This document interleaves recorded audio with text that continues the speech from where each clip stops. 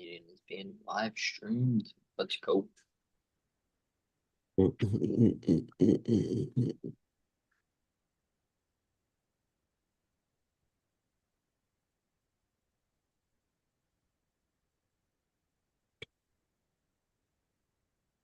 All right.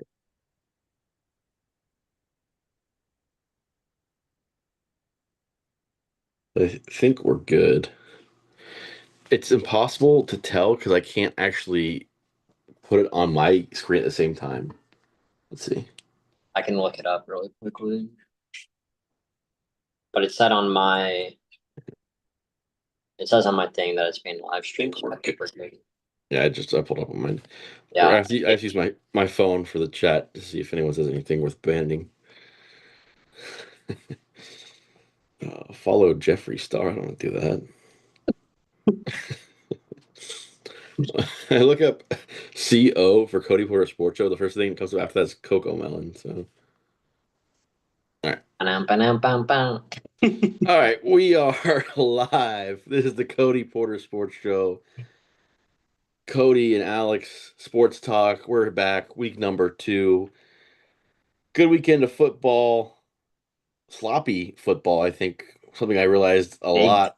I mean, the amount of turnovers, especially fumbles, just off the charts, really. We're going to get into NFL playoffs, the national championship, and talk a little bit of baseball. We teased that at the end of the last episode. Let's start with the NFL. Patriots and Broncos are going head to head in the AFC Conference Championship game. The Broncos are the home team. The Patriots, however, are favored by about 4.5 points. I think. Obviously, we have the Knicks injury. I think a healthy Knicks makes this game a pick 'em.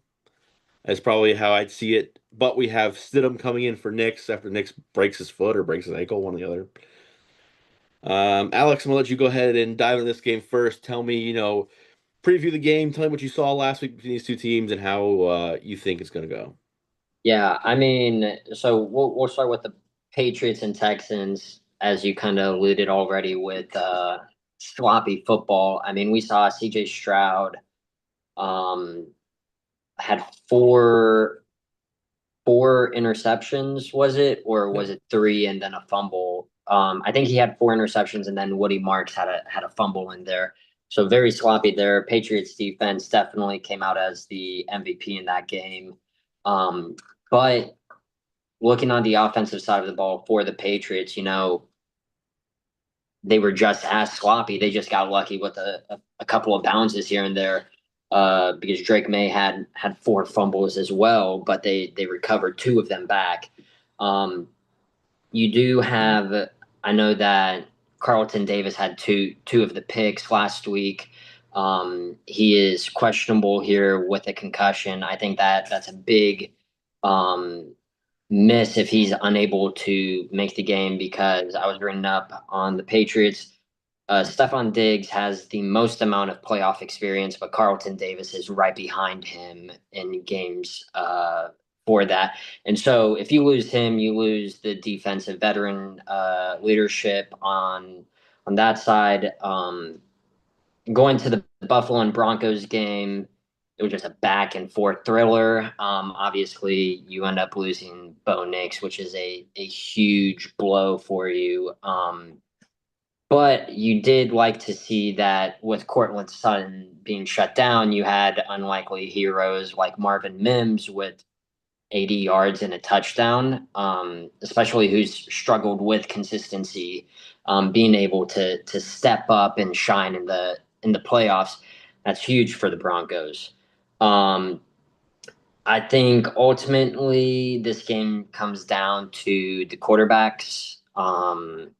Like you said, Stidham's coming in. He's only played one snap this year, and that was for Neil. That scares me that he has had nothing there to even keep him somewhat warm throughout the season, especially with their record. I mean, they've just played insanely close games all year long, so he's never had a chance to get in. But I think more importantly, you look at May and if he can protect the ball, because if he's going to have four drop balls again on the ground, it could help out the Broncos, especially being in Denver. Um, the Broncos' run game also has been mediocre this year as well, and so they have to help out Stidham one way or the other. And so I'm expecting quick passes this game to Evan Ingram and RJ Harvey so that they can do the playmaking. So you're not putting all of the pressure on Stidham here. And then finally, I mean, I know that the Broncos have a top defense. I think I saw their total defense is second, and then their rushing is second, passing is seventh, and scoring is third. Um, but I mean, the Patriots just beat two straight top five defenses in the playoffs, and so there's no reason why I come off the Patriots here if we have Stidham coming in who's super cold. You also have two wide receivers who are also questionable for the Broncos, who are Troy Franklin and Pat Bryant, and so all of this just snowballing up. I mean, it's tough to even think that the 4.5 is going to be in play there. Yeah. I looked it up. Stidham has not thrown a pass since 2023. He did throw for 365 yards in 2022 against the 49ers. Big game there. This game, the only way for the Broncos to win is if 17 points is enough to get the job done from their offense. If the offense can score 17, I think that's really all you can ask of them. That's what you can ask, and you're gonna have to say defense, it's on you. Both teams last week first forced five turnovers, and you can see they were very different games. The Broncos forced five turnovers and more or less got lucky in overtime. I mean, I every angle I've seen, I think that's a catch for the Bills, and then we have 63 yards and penalties on the ensuing possession for the Broncos, get them in field goal range. Whatever, that's over. But that was the outcome of that game, and that was with five turnovers. The Patriots forced five turnovers, and CJ Stroud looks like he's never thrown a football before. I mean, it is never in doubt. The score isn't a massive blowout like the Seahawks game, but it was I think 28-16 was the final. Never in doubt. Five turnovers. So same turnover, but way different game. Uh, the Broncos ran the ball 22 times last week, only averaged about 3.2 yards per carry. Knicks had more carries than the running backs had combined, which I mean, if you can't get more than 3.5 yards a carry, I don't think you're gonna get to 17 points. The Broncos also allowed 5 yards per carry on the ground, and the last few weeks the Patriots have been committing to the run, and it's been working for them. I will say on the offense side of the ball for the Patriots, also Drake May did take 5 sacks last week. He got pressured a lot. He got hit a lot. He put the ball on the ground a lot. He was only 16 of 27 passing. Um, and in that game, the Texans had 15 possessions. They scored 16 points. They averaged a point a possession. That's not good. All right. I think the key to the game will be, running the football for the Broncos. They have to run the ball effectively. They have to be able to move the ball, get first downs running the ball, and put Stidham in third and short, get him going with screen passes, bubbles, quick passes, like you said. If this is a game where he has to sit in the pocket and take a 5-step drop, 7-step drop, you're in a world of trouble if you're the Broncos. On top of that, the Patriots defense is already playing to stop the run. They're going to make Stidham beat them, and it's going to be a check the weather below freezing the entire game.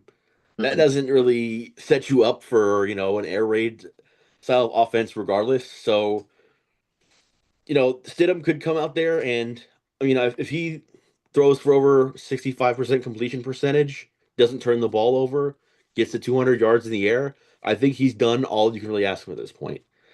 That being said, I don't see a way the Broncos win this one. With Bo Nix, like I said, I think this game's close to a pick 'em.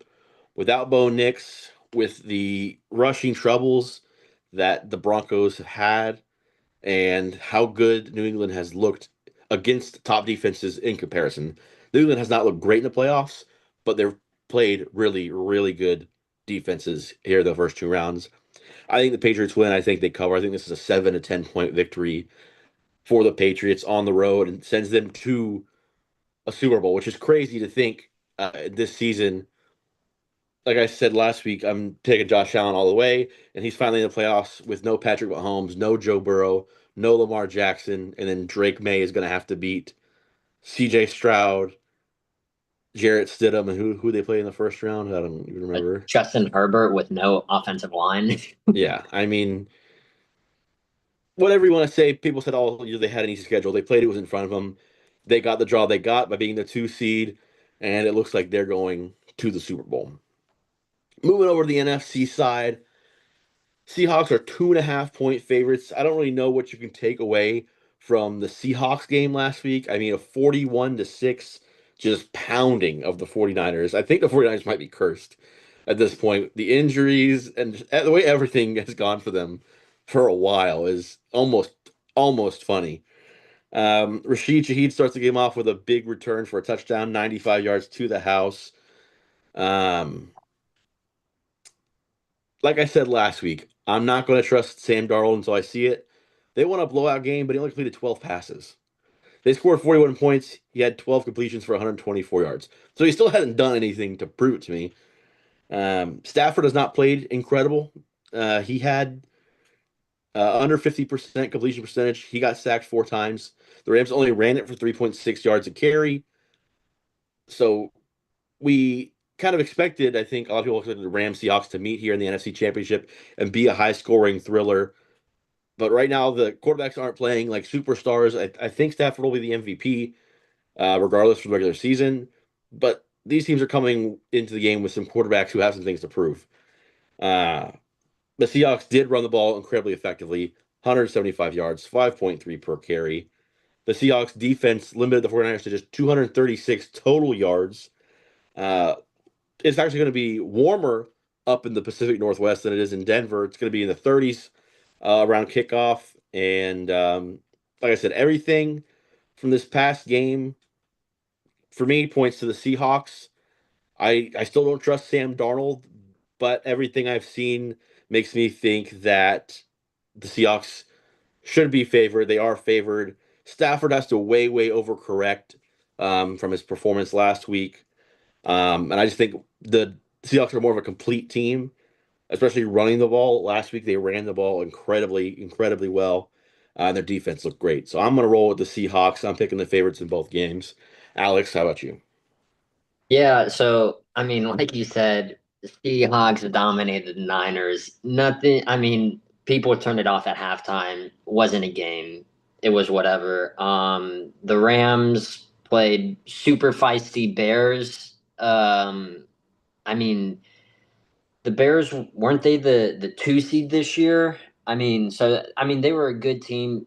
That doesn't just excuse Matthew Stafford for playing mediocre at best because I mean that's the same performance that he had against the Panthers as well. So like it's super concerning. Even the last few losses that they had throughout the regular season, I mean, it was because he threw multiple interceptions and turned the ball over a ton.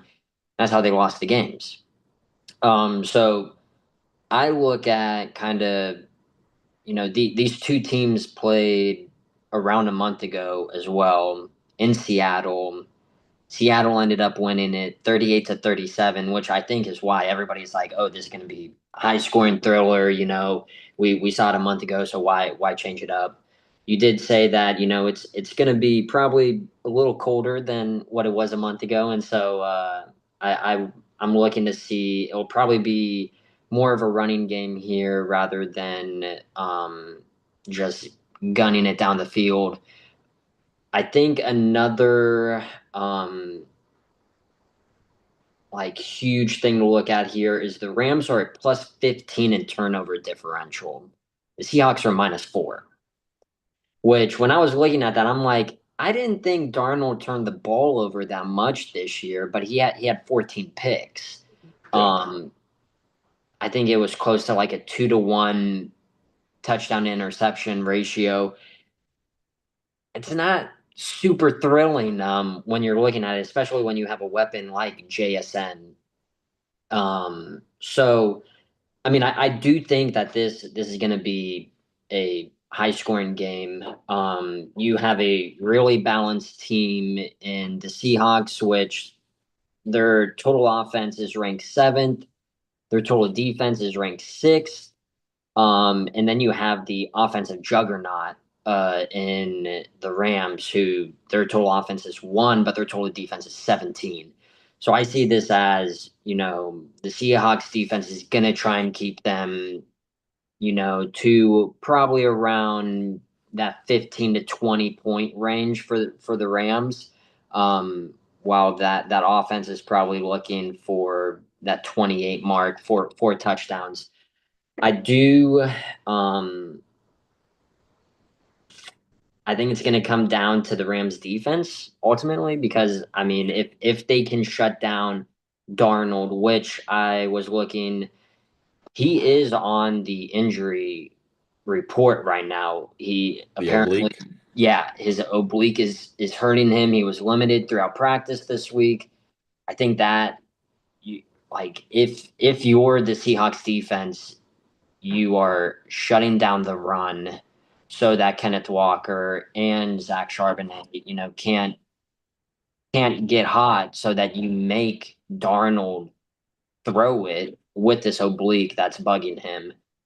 You do have a few people on the Rams defense who are questionable. I expect all of these guys to play and, try and battle through everything.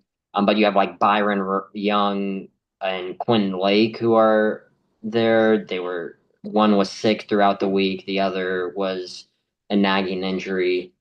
I also expect JSN to be doubled at least the start of the game, because I don't know why you wouldn't. You make Shaheed or Cooper Cup, beat you rather than having the number one wide receiver coming out. And so, I mean, ultimately, I see it as, the JSN versus Puka game here.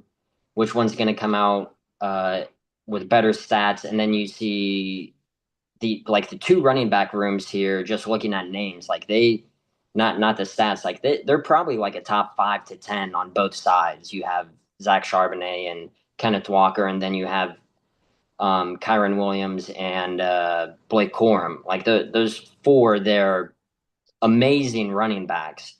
And so you'll need to open up the pass for Darnold. And to me, it's like you've been saying, like Darnold needs to show me it. I just think the offensive power for the Rams is going to be too much in this game, and so I think it's going to be super close. Um, but it's just going to be too much for the Seahawks to handle this time around. And I have the two MVP favorites facing off in the Super Bowl. All right. Should be good. Should be another good weekend of football. The NFL playoffs have delivered absolutely throughout. Let's go down a step to the college game. Some playoffs that started off really, really rough, but finished really, really strong. Indiana wins their first national championship, goes 16-0, beats Miami 27-21. And if you just look at the player stats page, I don't think you would pick the winner. I don't think you would.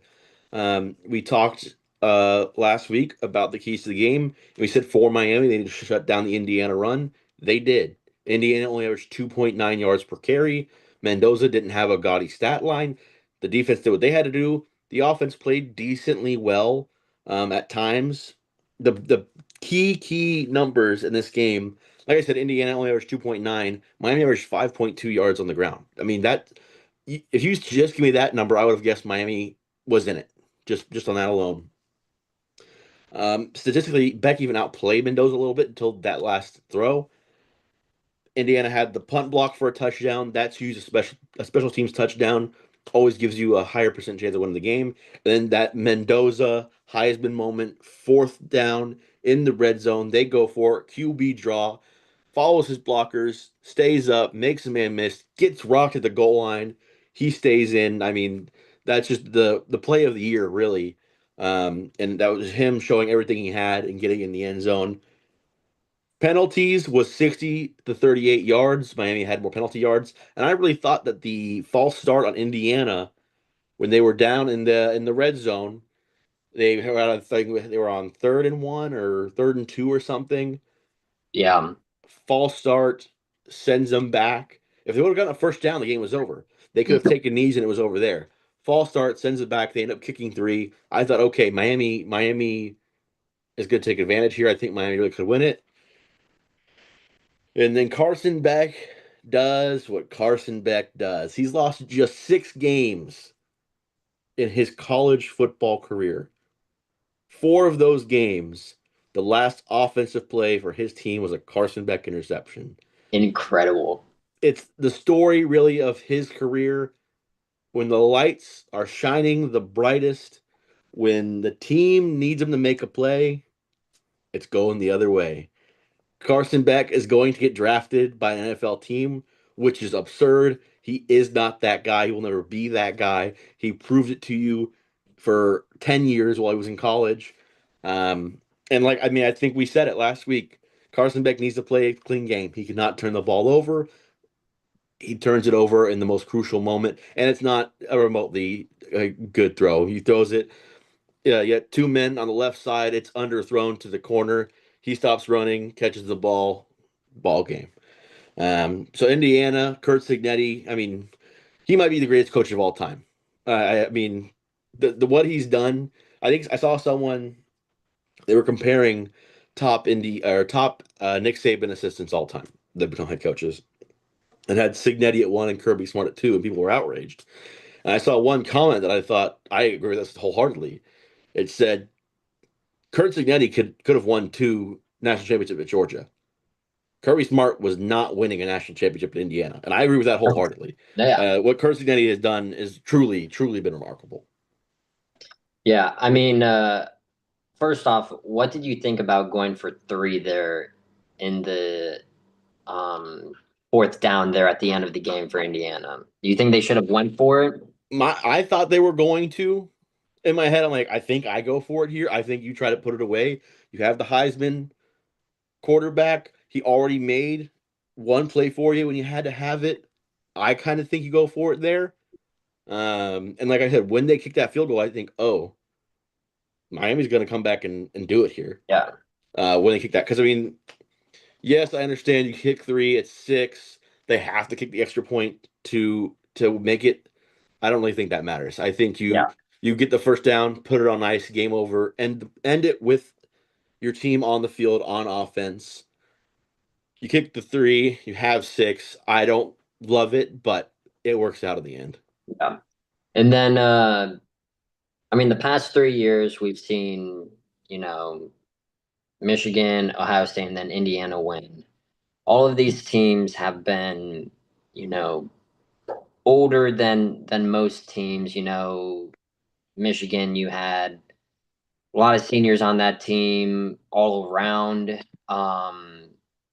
that made huge plays. Ohio State was probably a little younger than the Michigan and Indiana teams, especially with like Jeremiah Smith, Caleb Downs, like their star players.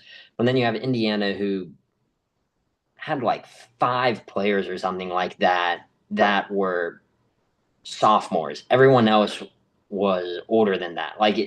That's insane to me. Like seeing the blueprint of college football just slowly starting to go to, hey, I'm just gonna get all the transfers in the world that are, 20, 23, 24 to come in so that, they can bully these 18-year-olds um, is insane to me. I think also, um, like I thought the Natty was incredible game. Didn't think it would be that close. I thought in the first half, seeing it, there wasn't much action in that first half. It was kind of boring. You know, Then coming 10 out, 10-0 at halftime, not a whole lot going on. yeah, and at that point, I'm like Indiana is in control of this game. There's no way. Miami is going to come back at all. They come out, hit that 50 to 60-yard touchdown run, which gives them all the momentum in the world. Um, I think the Indiana fans probably played a bigger part than a lot of people thought that they were going to. It's kind of insane that you're hosting a national championship game and you get outnumbered fan wise. I Um, mean, on that delay of game on the last drive was absolutely because of crowd noise. yeah, You just can't get a delay of game because of crowd noise in your home stadium. yeah, and I'm pretty sure it was like a first down or something like that. It's incredible. I think this is a storybook season for Indiana here. They've been irrelevant for the past how many 100 years? years. Yeah, like they've never won a championship. They've never been able to beat the big teams in the Big Ten. And this year, I mean, they did it all. Like they beat the big teams. They ended up making a hell of a run and ended up winning it all. And I totally agree that Kurt or Signetti, he might be the number one coach out there. I mean, going from where was he anywhere before JMU? Elon. Elon, and he did he win there at all? I don't I remember. mean, he's never had a losing record anywhere. He never won like a D2 or FCS title before. Yeah, and so he goes to JMU, ends up getting into the FCS championship there, and then comes to Indiana in the first season. He takes a team that was awful, barely selling seats in the stadium, and ends up going to the playoffs first year, ends up losing to Notre Dame, who eventually went to the national championship, and then this year went undefeated. I think it's great what he has done. Um, it makes everything more competitive. It shows these smaller schools also that, hey, you can do it. You need the right blueprint. And so yeah, I think it was awesome. I think also now the Big Ten is the superior conference, and so we'll see it next year if they can make it four in a row here, or if the SEC or ACC can do anything about it. I wouldn't hold my breath on the ACC. I did see history of Indiana. Once you go to the national championship, so I'm not counting the national championship as a bowl game. So before that, they had won 6 total bowl games in the history of their program. 3 of them were the 3 playoff games before the national championship. Before this year, they won 3 bowl games, That's incredible, and man. they just won the national championship. Doubled it all in one year. I think the one thing too that Signetti did is just made every other coach's job harder. There's no reason any other fan base should ever have an ounce of patience for a coach. In his second season, he won a national championship with the losingest program in the history of college football. Why should any other fan base, why should any other AD, any other school have any patience for a coach? You shouldn't at this point. You shouldn't be 3 years in and still have a losing record. He won a Oh, national championship with the worst school ever. yep. I mean, it can be done. All right, that's football. I mean, we're winding down truly the football season. We are on the verge of the end here. College football is over. Don't worry. When I opened up my ESPN app today and I clicked college football, it took me right to week 0 next year. So Oh yeah. I'm already locked in there. Game number 1, North Carolina TCU. So Barnburner. I don't know if anyone recalls the first drive of the year for North Carolina. I remember seeing Gio Lopez throw a dime after being under center. I thought Bill Belichick's done it already, and meanwhile they were absolutely terrible the rest of the way. I think they lost like 48-7 that game. It was crazy. Yeah. All right. So like I said, that's football, baseball time. Me and Alex picked our World Series champions, and looking back over, we're gonna go over the offseason, and I regret my pick. I picked the Blue Jays. I don't remember who Alex picked, but The Braves. Okay, yeah, the Braves haven't done a single thing this offseason. What do you mean? Um, I wrote down so much stuff. All right, let's just go. I kind of went in chronological order here, and you can just bounce around, pick whoever you want, a team, player, whatever. I'm going to start with the White Sox because they just made the most recent move. Today, they signed Sir Anthony Dominguez to a 2-year, $20 million deal. Last year, he had a 3.18 ERA, a 1.28 WHIP. Solid addition to the bullpen, and of course, they also signed Murakami from the one of the Asian baseball leagues. I couldn't remember if it was Japan or Korea, but one of them to a 2-year, $34 million deal. Murakami, he'll be 26 on opening day. In his career, he's a 273 hitter, 265 home runs, 722 RBI, 945 on base plus slugging. He's had a good career. And now he's in the big leagues. Now he's playing the best baseball in the world. It'll be interesting to see. A lot of insiders were thinking he was going to be getting, around 20 to 30 million dollars a year on a 5-6 year deal. He signs a 2-year 34 with the White Sox. So it will be interesting to see. There was a clear disparity in what a lot of people thought he was going to get and what his actual market ended up being. You never know with these foreign players exactly what you're going to get. How will the competition translate? How is the player going to adjust to being, in a completely new country? It's something definitely to look out for. But I think the White Sox, they don't have the greatest roster by any stretch of the imagination. They might still have the worst roster in their division. That being said, these are two solid pickups. Alex, where do you want to go? I mean, staying on that kind of same page. I mean, we saw the Astros try and they're doing the same thing. I forget who it is, what his name is, but they just signed the pitcher from overseas to come in. Wow. There was a handful. There's 3 or 4 players I feel like that got posted. Uh, Tatsuya Imam. Yeah. And so apparently he was a star right-handed pitcher in the Japanese leagues over there. And so, I mean, we don't see what the deal is actually worth here, but I mean, I seen that Roki and Yamamoto for the Dodgers coming over and kind of that translating straight into the MLB right away. It I feel like it's given these other teams confidence to Yeah. go out and spend, a good amount on these players that haven't shown anything in the MLB yet. And so I think it's definitely been interesting there. After that, I mean, the within the last week, we've seen the Mets getting kind of busy here. Um, January 21st, we saw that they acquired Freddie Peralta from the Brewers, and then also they signed Bo Bichette. Um, I think it's the Mets are trying to put get past that finish line there. I've never trusted in the Mets, and I never will. I don't see it panning out, but they're definitely spending the money.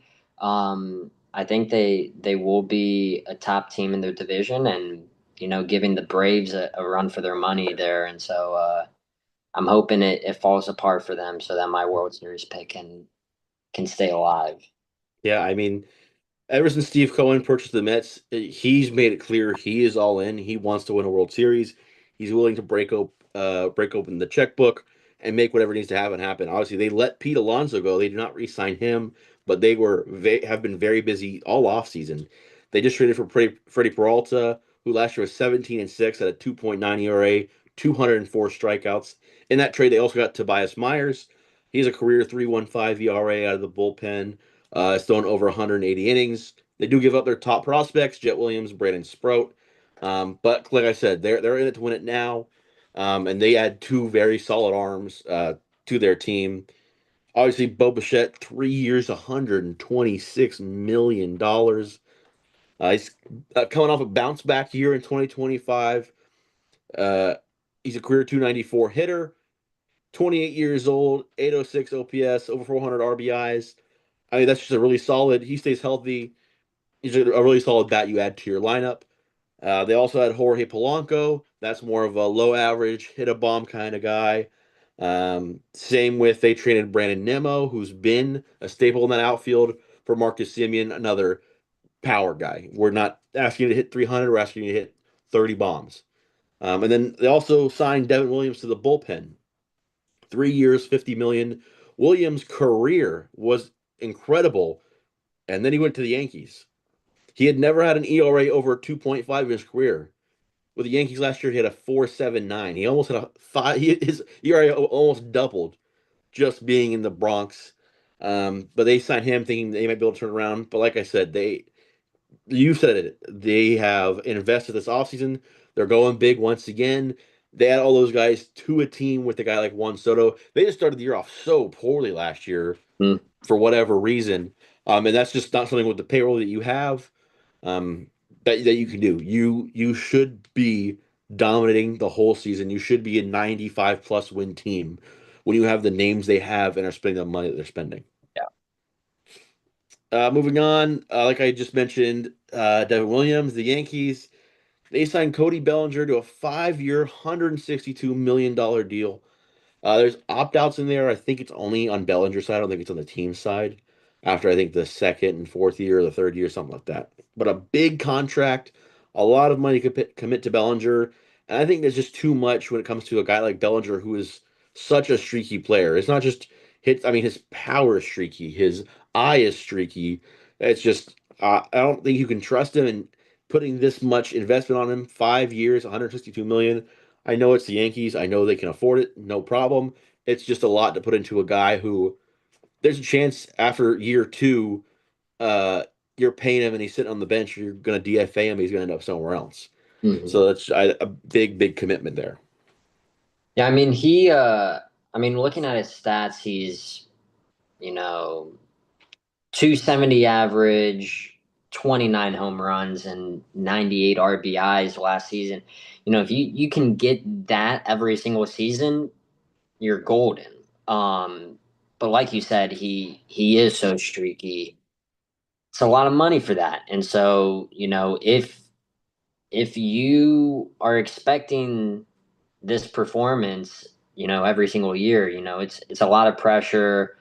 Granted, he is still relatively I mean he's now 30, which is crazy to think about. Like it still I mean, feels yeah, like he is. he's one of those guys that debuted so young with the Dodgers. Yeah. So I mean, having this from 30 to 35 like that I don't think that's a great contract for the Yankees. Like you said, they can afford it, so why not? It is what it is. You do have the upside that you can get, the 250 or 250 to 270 average batter with the 30 bombs and 100 RBIs. So, I mean, if you're the Yankees, yes, it's a lot of money, but if you're also trying to, chase a championship here, you got to spend the money on these guys that have that ceiling there that you can get these stats from. Yeah. And I think a portion of it too was they realized they needed to spend. They couldn't miss on everybody with what No. the Mets were doing. Obviously, the Dodgers. I mean, biggest story of the offseason, they add Kyle Tucker. 4 years, 240 million. And I think Tucker was the name of the class free agent wise. But I mean, 240 million, you're paying a guy $60 million a year whose highest WAR was 5.5. All the Judges MVP seasons were two of them were over 10 WAR, and his third one was a 9.7. So Kyle Tucker, I'm not saying that to say I don't even think WAR is the greatest stat to judge a player off of, but it's very indicative in general of what a player is producing. He's had four straight All-Star games. I think he's a great player. $60 million is absurd, and this is just one of the things that's going to point us to that lockout that I mentioned last week that we're heading towards after the 2026 season. And something I didn't even realize until very recently was that part of the ownership group of the people that own the Dodgers is a investment firm that's worth $330 billion. This $240 million is literally nothing to the Dodgers. Yeah. They're going to have to do something, whether it's salary cap, salary floor, and also with the way that the Dodgers also defer their money. I assume that's going to be brought up because I think Tucker's contract this year is a 1 year, a $1 million salary on a $60 million signing bonus. I think that's going to have to get. I mean, there are so many things that are going to take so long to figure out in the next CBA, and it's disgusting. Oh yeah, the Dodgers also had Edwin Diaz 3 years, 70 million. So Yeah, I think the we saw also. I mean, what the Dodgers are doing, insane. But like you said, they can afford it, so why not? Why not build the super team? Um, I don't think everyone's looking at it like, why does everybody want to go to LA? And it's because they can, they're just going to spend the money on it. yeah, And so with these super teams, past couple of years they've been able to figure out how to actually finally win one of the World Series. And so like you said, a lot of discussions need to be had. uh I think the final one that I'm seeing that's kind of, or I guess there's two more. One is Ranger Suarez going to the Red Sox, 5 year, $130 million deal. Um, Ranger was amazing last year, 12-8, 3.2 ERA. Not amazing, but for a starting pitcher, if you can hang around that 3 ERA, I think it's you're incredible. So 150 Ks, you're top 40 in that aspect, and then a 1.22 whip. I like that. That there, like, you're not letting people get on base that much, and so I think great great contract for the Red Sox, especially since you've said uh, Mets and Yankees have been trying to, bolster up their teams, and so you're seeing the Red Sox trying to compete there as well. yeah. I don't know if this was you mentioned one other one, and you surprised you didn't bring it up was the Bregman deal. Well, I mean, we did talk about that a little last week, but I mean, that's incredible that you're paying that much money for like a 35-year-old guy that uh, Now um, the Cubs spend the money. I mean, they go out and trade for Edward Cabrera. I mean, they're yeah, making moves. Regardless, they're trying to stay competitive in the yeah. NL. I mean, yeah, and losing Kyle Tucker, it's going to be tough. But also, I mean, he was injured for half the season last year, and so you had PCA step up in his absence. But and then also, like, you have guys like Seiya Suzuki and Ian Happ in the outfield as well, who can hit just as well as Kyle Tucker. Um, maybe not field. Talking about Suzuki, maybe not field as well as Kyle Tucker, but the offense is still there. Yes, adding in Bregman, helps out. Matt Shaw was a below average third baseman last year. Had some struggles. He's still super young, so if you can get Bregman in there, kind of show him some tips and tricks, kind of develop him a little bit more before getting his full-time shot, it's worth it. But I do think the 5 years is a little bit too much of a term on a contract for a guy like that. But the other guy I was gonna bring up was Mackenzie Gore. Big time pitcher as well. Um, he's going to the Rangers, which shocked me because the Rangers gave up 5 prospects Yeah. for Mackenzie Gore. I don't think the Rangers are going to be good this year. Like, I also, like, Gore didn't have an amazing year last year. I think he had 5 wins and then Yeah. close to a 4.5 ERA. Yeah, he had a decent amount of strikeouts and a Uh, decent whip, but I mean, if we're looking at the Rangers, you got Garcia's no longer with that team. You got rid of uh Marcus Simeon. So I mean, you still have Seager and a bunch of these young guys like Wyatt Langford, how'd they and win a World Series? it's a great question. It's a great question, and I mean, honestly, I think it goes down to the pitching that they had that year. Like their pitching was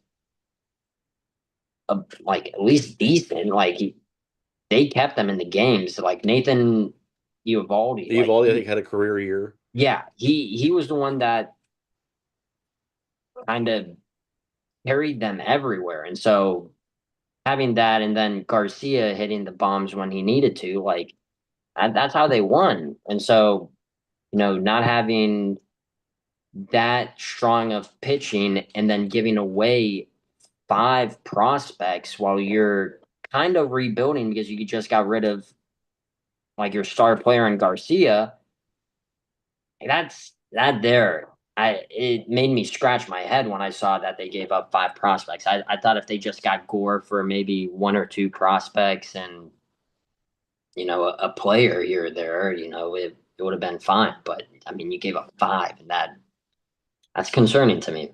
But Uh, Handful of other ones. We kind of mentioned Pete Alonso leaving the Mets. yep. He joins the Orioles. I mean, they just have a thing for white guys. I mean, the Orioles might have the whitest lineup imaginable. He signs a monster contract, 5 for 155, and then very similar. I mean, Kyle Schwarber, 5 years, 150. He stays with the Phillies. I did think this was interesting because just in my head, I kind of think of them as similar players. Schwarber has played 300, nearly 300 more games than Pete Alonso, and Pete Alonso still has 3 more WAR than he does in his career. Um, I just find that interesting. Handful of other things. Tyler Soderstrom, 7 years, 86 million with the Athletics. I think that's a great, great deal for the A's. The A's have a lot of really good young players that wherever they end up playing each season will be fun to watch. Whether it be Sacramento, Las Vegas, Oakland, Reno, who knows? That guy, what's his name? Is it Fisher that owns the A's? Is an absolute moron who does not deserve to own anything. He's a piece of garbage, really. Other than that, the Rays, my team, unload just about everyone. Pete Fairbanks is gone. Shane Boss is gone. Brandon Lau, Josh Lowe, Mason Montgomery, all gone from last year's team. And more or less in the most recent press conference, the president of baseball operations said, we're planning on having a new stadium opening day 2029. We want to be competitive then. What do you mean you want to be competitive then? You're just unloading everything until you think you have a good enough roster to compete in 3 years? I mean, there's 3 full seasons until then, Yep. maybe, depending on what we get next year. Mm-mm. But I mean, just a wild off season. I think everyone kind of generally thinks, the Rays are going to do whatever they can. They're still going to win. They're probably about a 75-80 win team again this year. Didn't you guys get Cedric Mullins? Yes, we signed Cedric Mullins. Yeah, and He'll hit that's the about only the he'll hit only about guy on the 230 board with you was 15 that. home runs. That'll be nice. Steven Matz is going to be in our starting rotation this year. Ooh, big time. Gavin Lux is probably going to be our starting second baseman. So we're putting together quite the squad. I mean, Junior Caminero, he's a dog. The only thing I really need out of this year is him get an extension, sign him to an 8-9 year deal. And then you got, I mean, a lot of young guys that you are excited for. Yeah, Carson Williams over at shortstop, he looks like he might be. I mean, Williams and Caminero. Just imagine if they had that other guy in that infield. Shane McClanahan, he's coming back, hopefully to be healthy. He's made out of glass, and it'll be interesting to see, if he gets through this year. Yandy Diaz, I assume, will be gone by the trade deadline. Like I said, Melton, we did get Jacob Melton in one of those deals. He's a really, really solid outfield prospect. He played a little bit in the big leagues of the Astros, wasn't as good, but his AAA numbers were gaudy. So that's something to look out for. Obviously, Chandler Simpson runs 100 miles an hour and cannot hit a ball more than 200 feet. So cool things are going on in Tampa, St. Pete, whatever. Anything else you want to hit on anywhere around the world here, Alex? Not this week. All righty. Thank you guys for watching. We'll see you next time. Alex, Cody, talking sports, Cody Porter Sports Show. We'll see you next time. They don't have a fast way to end this.